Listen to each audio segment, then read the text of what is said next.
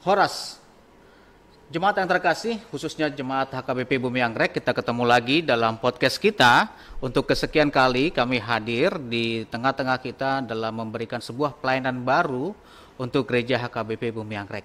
Nah, kali ini kami akan berdiskusi kembali mengenai, bisa dikatakan mengenai pendidikan sebagai motivasi untuk generasi muda HKBP Bumi Anggrek untuk dapat berkarya lebih baik lagi untuk mempersiapkan masa depannya. Nah, ada sesuatu hal yang menarik kali ini, bintang tamu kita spesial karena ini sebenarnya udah lama kita mau undang, cuma waktunya belum pas ya. Nah, hari ini kita akan mendatangkan seorang narasumber. Nah, kenapa kami undang Abang Marcelo ya, Bang Marcelo Pasaribu. Kenapa kami undang? Nah, nanti simak terus diskusi kami dan apa nanti yang akan beliau share nanti di podcast kali ini. Oke, selamat menyaksikan. Halo Bang Marcelo. Horas Bang. Horas. Sebagai tradisi kita di podcast ini, kalau bintang tamu wajib memperkenalkan diri dulu ya. Oke, silahkan dulu. Halo semua, nama aku Timothy Marcelo Roland Beni Pasaribu, biasa dipanggil Celo atau Selo. Aku sekarang kesibukannya udah mau masuk kuliah ke University of Toronto, Kanada. Toronto, Kanada. Nah, itu dia, ya. Kenapa kita undang? Nah, ini juga salah satunya adalah bisa dikatakan bahwa Marcelo salah satu yang berhasil masuk ke Toronto, Kanada ya. Kuliah di luar negeri, pada intinya seperti itu, luar biasa. Nah, itu sebagai motivasi kita untuk mengundang Bang Marcelo pada kesempatan hari ini. Oke, mungkin saya mau mulai dulu deh. Ini kan suatu hal yang surprise bagi kita nih kan, Bang Selo. Ya kita udah lama nih tahu Bang Selo bisa masuk ke perguruan tinggi luar negeri ya. Boleh diceritakan keseharian sehari-harinya seperti apa sih? Keseharianku ya, Mbak. Iya. Kalau waktu masih di asrama di SMA Unggul Del, mungkin keseharian anak asrama biasa gimana sih? Jadi mungkin jam 5 pagi bangun, terus ikut piket bersih-bersih asrama dulu, terus baru sekitar dari jam 5 nyampe jam 6 itu kami dikasih waktu buat persiapan, mandi, terus jam 6:30 udah disuruh baris untuk makan, terus jam 7 udah harus berangkat ke sekolah, harus ada apel atau upacara. Dari situ langsung masuk kelas, nyampe jam 4 jam 4 pulang sekolah. Habis itu kalau ada ekskul ikut ekskul, kalau nggak ada mungkin bisa istirahat, terus baru makan malam jam 6, terus langsung belajar mandiri lagi. Terus biasanya kami belajar mandinya jam 9, terus balik ke asrama, terus ya biasanya kalau kami agama Kristen ada ibadah internal aja sama bapak asrama kami. Terus biasanya kami tidur ya jam 11, mungkin itu mungkin udah paling normal buat kami jam 11. Jam 11 malam jam 11 ya? malam. Oke. Itu kan di SMA Del ya, di Lagoboti ya? Oke. Nah kalau sebelum misalkan SD, SMP, apakah misalkan, enggak, simpel aja deh, apa juara terus nggak sih di kelas dulu? Kalau dari sebenarnya dulu aku SD, SMP biasa aja, Bang. Bener-bener. Oh, biasa ya? Bahkan SMA pun biasa aja sebenarnya. Sebenarnya mungkin waktu SD, SMP, jadi ini ceritanya waktu dulu kelas 5 SD, ini aku ingat banget. Itu awal mulanya aku mungkin mulai tertarik sama matematika gitu. Oh. Gitu.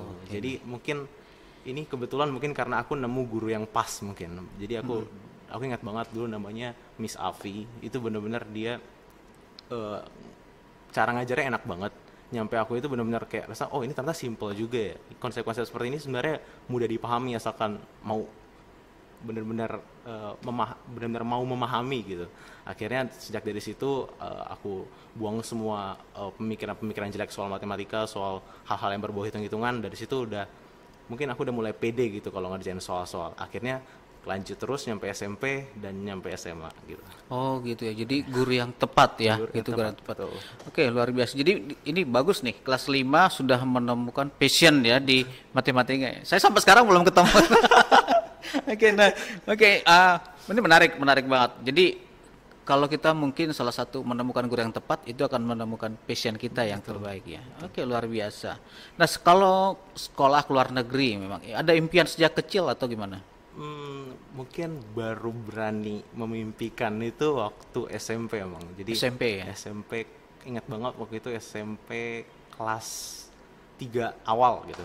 Jadi waktu itu awalnya eh, pengen banget kuliah di Singapura sebenarnya. Wow, oke. Waktu itu ada 2 univ bagus, itu NUS sama NTU, itu benar-benar bagus banget dan apalagi deket kan. Jadi kalau mau pulang balik gampang. Tapi mungkin karena agak sulit ya, mungkin requirement-nya itu tinggi banget, standar mereka itu tinggi banget, mulai dari nilai rapor SMA, mulai dari performa non akademik dan kokurikuler semua gitu, itu harus tinggi lah ceritanya. Jadi aku bukannya pesimis tapi lebih ke realistis aja, jadinya waktu itu nggak sempat ku coba waktu SMA ini gitu. Oh, oke.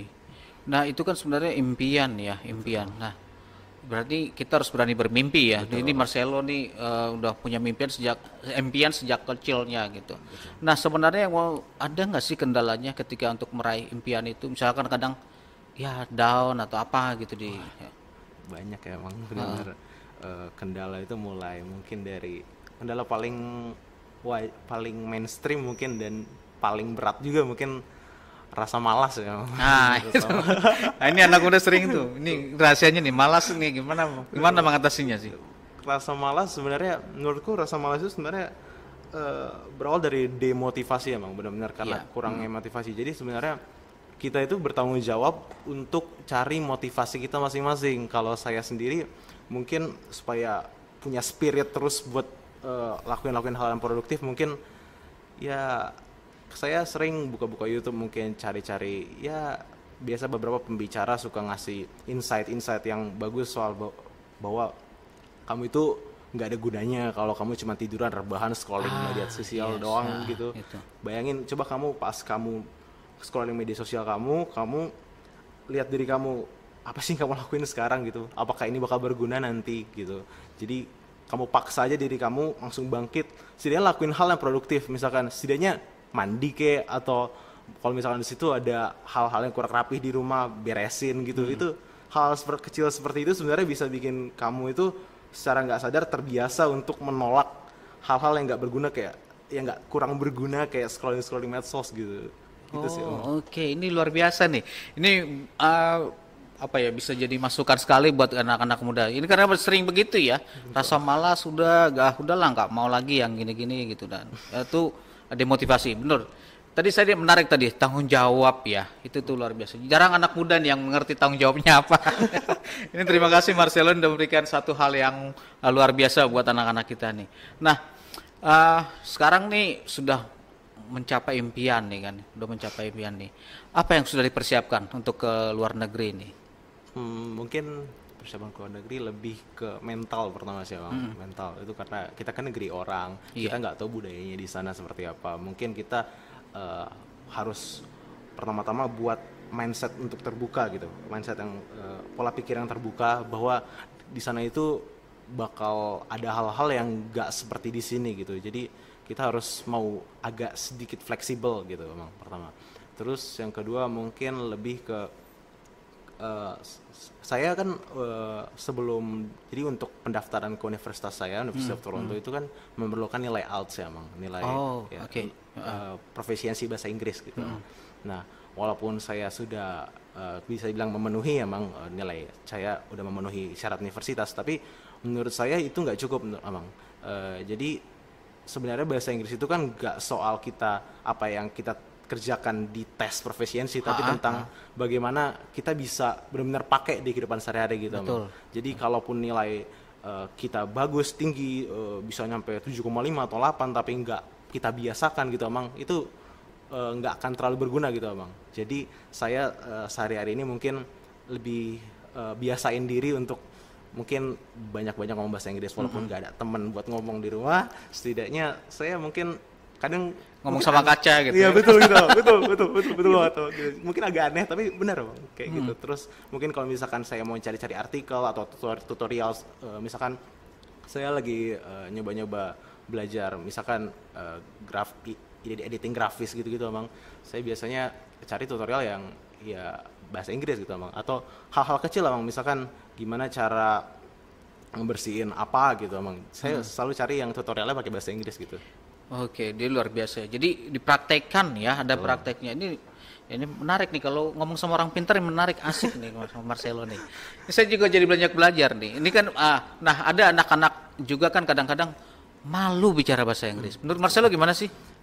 Iya memang menurut saya ini masalah di masyarakat sebenarnya Bang. Bahwa ini salah sebenarnya. Bahasa Inggris itu kan ini skill yang dibutuhkan banget Betul, gitu. betul. Jadi kalau kita bisa ngomong bahasa Inggris itu benar-benar value kita itu benar-benar naik di masyarakat. Benar-benar di dunia kerja kalau bisa masukin, kita bisa masukin itu ke CV. Nah, jadinya kalau setiap orang mau coba ngomong bahasa Inggris, coba mau melatih dirinya, tiba-tiba ditolak dengan ejekan atau kayak ngapain sih, apa sih, sok gaul, Sok-sok, iya, betul lah. gitu-gitu. Ya menurut saya kapan berkembangnya gitu masyarakat ini gitu. Jadi menurut saya sebenarnya kalau ada teman kamu atau diri kamu sendiri mau belajar bahasa Inggris, jangan malu. Atau kalau ada teman kamu yang mau misalkan mencoba open his mouth to English gitu, kayak mau ngomong bahasa Inggris, setidaknya jangan diejek gitu. Mungkin bisa diapresiasi sedikit gitu. Iya, ya luar biasa. Itu pesan-pesan dari Marcelo nih. Untuk ini penting banget karena di gereja kita kan baru buka Fun English juga. Saya lihat anak-anaknya juga, aduh malu banget kalau udah ngomong bahasa Inggris. Jadi ini terima kasih nih. Ini jadi buat motivasi buat anak-anak muda, teman-teman di situ. Nah, yang apa saya tanyakan kembali nih. Tentunya ada dukungan dari orang tua ya dalam meraih impian ini. Seberapa besar nih dukungan dari orang tua untuk Marcelo untuk meraih impiannya nih? Besar sekali ya Bang bener ya. Jadi mungkin pertama doa ya Bang, didoain terus. Saya sadar itu. Jadi memang dulu waktu masa-masa saya apply untuk universitas itu kan agak berat ya Bang. Jadi itu saya sebenarnya ada beberapa di waktu-waktu itu saya mungkin lagi ada di salah satu titik terendah dalam hidup saya gitu Bang. Mungkin agak berat, agak ya gimana sih Bang, banyak pemikiran, kayak banyak ketakutan kalau misalnya nyampe nggak dapat univ gitu Bang, gitu. Jadinya di situ orang tua saya benar-benar encourage saya, benar-benar dukung saya, berikan bantuan doa, kami sering doa bareng gitu-gitu Bang. Terus seperti waktu dulu Bang, waktu SMP, jadi saya kan waktu itu sempat cerita tadi ya, saya pengen masuk ke Singapura gitu Bang. Jadi kan itu kan biayanya nggak murah ya Bang. Betul. Mungkin kalau keluarga saya jual semua aset kami pun nggak bakal ke cover. Cukup gitu, lah. Ya, pokoknya nggak sangat mahal kan gitu Bang. Jadi kami mau cari beasiswa. Jadi orang tua saya benar-benar bantu saya coba mungkin sedikit nyari-nyari info soal beasiswa apa aja sih yang ada gitu. Dan dari situ kan sebenarnya udah kelihatan bahwa memang dukungan orang tua saya itu besar, sangat penuh untuk saya untuk luar negeri gitu sih. Iya, luar biasa. Tadi kan saya tangkap dari Marcelo bicara tadi kan ada rasa tanggung jawab, terus bisa memotivasi diri sendiri, terus ada punya impian, berani bermimpi. Ini dari ajaran orang tua seperti itu? Sebagian Bang, tapi sebagian juga mungkin seperti yang saya bilang tadi, saya kan suka mungkin lihat scrolling YouTube, cari-cari insight dari pembicara gitu Bang. Saya mungkin banyak dari situ juga Bang. Gitu. Tapi mengidolakan papa mama nggak sih? Wah, mengidolakan sekali Bang. Itu yang penting itu. Saya juga mengidolakan orang tua saya. Itu penting ya. Jadi mengidolakan orang tua, peran orang tua tentunya sangat besar untuk kita ya. Luar biasa. Ini menarik sekali bicara dengan Marcelo nih. Nah, ada pertanyaan menarik. Apa impian setelah lulus nanti? Impianku sebenarnya mungkin udah ada gambaran kasarnya sedikit ya Bang. Jadi aku nanti kan jurusannya nanti rencana. Jadi kalau di University of Toronto itu belum dapat jurusan di tahun pertama Bang. Jadi kita ambil kelas-kelas atau course-course yang menjadi materi prasyarat untuk program yang mau kita ambil di tahun kedua. Jadi tahun kedua baru kita dapat program, entah itu minor, major atau spesialis gitu Mas. Aku rencana mau ngambil yang berhubungan dengan data gitu Bang. Jadi antara data science atau enggak statistik gitu Bang. Wih, berat itu. Jadi mungkin karir kedepannya mungkin aku pengen coba ke analis gitu, data analis. Data analisis itu prediksi profesi paling membanggakan di masa depan ya. 20-30 tahun ya. Betul. Itu luar biasa. Jadi ya mungkin ke arah sana, atau mungkin karena data itu dekat dengan komputer Bang, mungkin saya bakal ya coba-coba ke arah software juga sih Bang, gitu. Ke arah situ sih.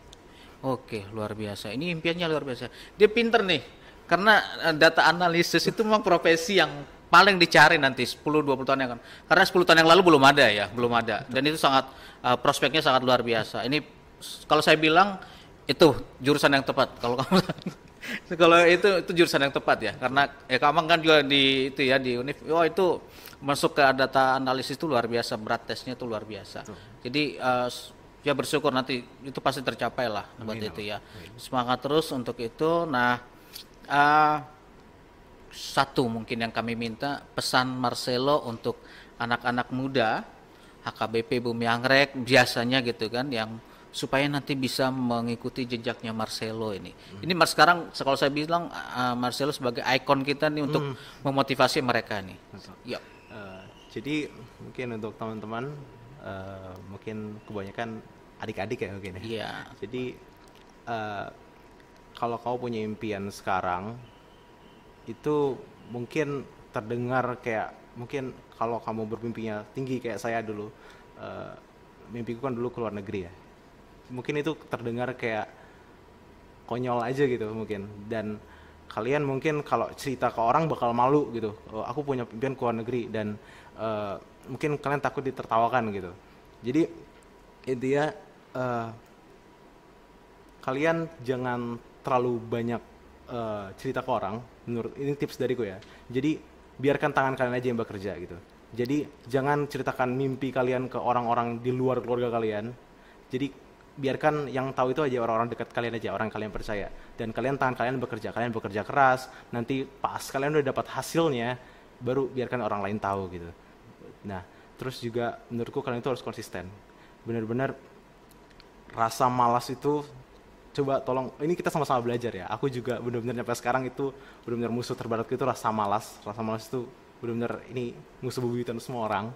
Jadi mungkin kayak tips yang aku berikan tadi itu benar-benar coba paksa diri kalau misalnya kalian lagi scrolling media sosial dan benar-benar nggak ada yang bermanfaat dari situ, kalian rasa nggak ada yang bermanfaat dari situ, benar-benar coba push diri kalian untuk bangun dari tempat tidur kalian dan lakuin hal-hal produktif, mungkin hal-hal sederhana aja gitu, hal-hal yang mungkin bisa bermanfaat bagi orang gitu, entah beresin rumah gitu, itu kan sebenarnya jauh lebih bermanfaat daripada scrolling atau mungkin main game gitu. Nah, terus satu lagi mungkin banyak-banyak doa ya.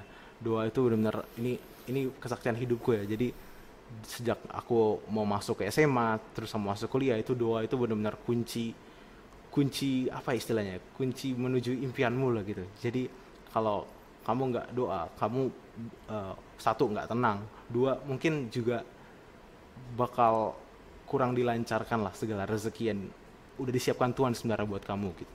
Kira-kira Iya, seperti itu. luar biasa loh ini ya. Ini saya jadi banyak belajar loh sama Marcelo nih. Tadi kerja keras, konsisten, dan doa. Tadi ada quote menarik tuh. Doa adalah kunci impianmu. Ya, luar biasa. Jadi mudah-mudahan, terima kasih Marcelo. Ini luar biasa. Saya jadi banyak belajar juga dari Marcelo hari ini ya. Spesial banget. Terima kasih sudah hadir. Mudah-mudahan bisa bermanfaat apa yang kita sampaikan nih. Betul. Menjadi berkat baru bagi generasi muda kita. Dan selamat, kapan berangkat ya? Awal September. Awal September ya. Ya. Sukses untuk studinya. Ya, tadi tetap kerja keras, konsisten dan berdoa. Oke, terima kasih banyak. Tuhan berkati. Jemaat yang terkasih, itu tadi diskusi kita dengan Marcelo Pasaribu. Luar biasa. Saya hari ini banyak sekali belajar dari dia. Anak muda yang punya semangat tinggi, bekerja keras, konsisten, dan yang pasti adalah berdoa. Terima kasih sudah menyaksikan. Saksikan terus podcast kita di edisi-edisi yang akan selanjutnya. Tuhan memberkati. Horas.